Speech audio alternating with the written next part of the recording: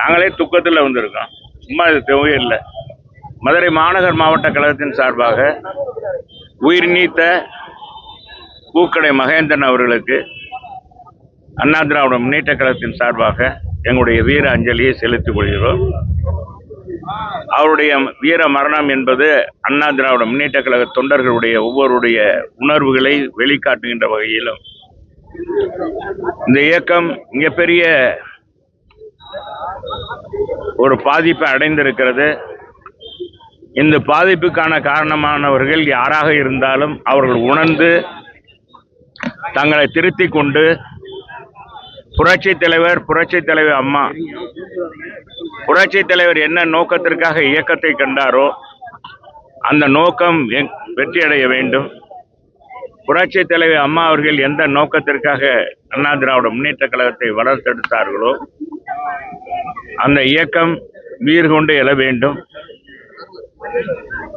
என்ற அடிப்படையில் இன்றைக்கு கழகத்தின் ஒற்றுமை கருதி கழகத்தினுடைய பொதுச் செயலாளருடைய கரத்தை வலுப்படுத்த வேண்டும் என்ற அடிப்படையிலும் அவர் இந்த துயரமான முடிவை எடுத்திருக்கிறார். இந்த சம்பவம் ஒவ்வொருவருக்கும் ஒரு படிப்பினையாக கொண்டு ஒவ்வொரு கழகத்தின் நிர்வாகிகளும் தலைவர் முதல் தொண்டர்கள் வரை செயல்பட வேண்டும்.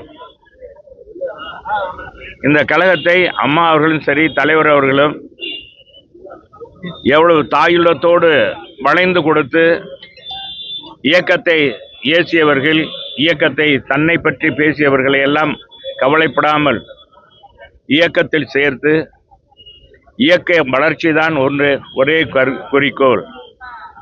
அண்ணா திராவிட முன்னேற்ற கழகத்துடைய தொண்டர்களுடைய உணர்வுகளுக்கு மதிப்புகளிக்கின்ற வகையில் தன்னுடைய பற்றி கவலைப்படாமல், தன்னை பற்றி யார் எந்த குறை சொன்னாலும் அதையெல்லாம் கவலைப்படாமல் புரட்சித் தலைவர் அம்மா அவர்கள் எப்படி தாயுள்ளத்தோடு நடந்து கொண்டார்களோ அதே போல ஒவ்வொரு தலைவரும் நடந்து கொள்ள வேண்டும், தலைவர்களும் நடந்து கொள்ள வேண்டும் என்பதுதான் இன்றைக்கு அவருடைய மரணம் நமக்கு ஒரு எடுத்துக்காட்டாக அமைந்திருக்கிறது.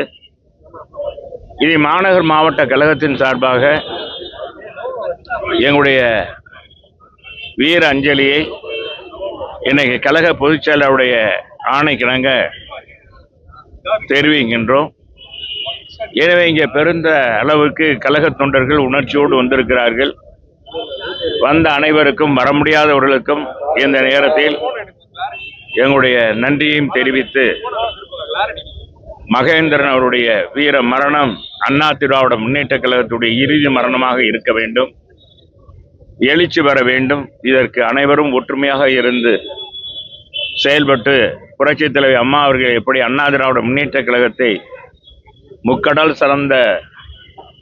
சூழ்ந்த பாரதத்தின் 3வது பெரிய இயக்கமாக மாற்றி காட்டினாரோ அதே போன்ற ஒரு எழுச்சியை இந்த அண்ணா திராவிட முன்னேற்ற கழகம் மீண்டும் காண வேண்டும். அதற்கு தலைவர்கள் எல்லாம் ஒற்றுமையாக இருந்து தொண்டர்களுடைய உணர்வுகளை மதிப்பு கொடுத்து அனைவரையும் அரவணைத்து செல்ல வேண்டும் என்பதை இந்த நேரத்தில் தெரிவித்துக் கொள்கிறேன். நன்றி, வணக்கம்.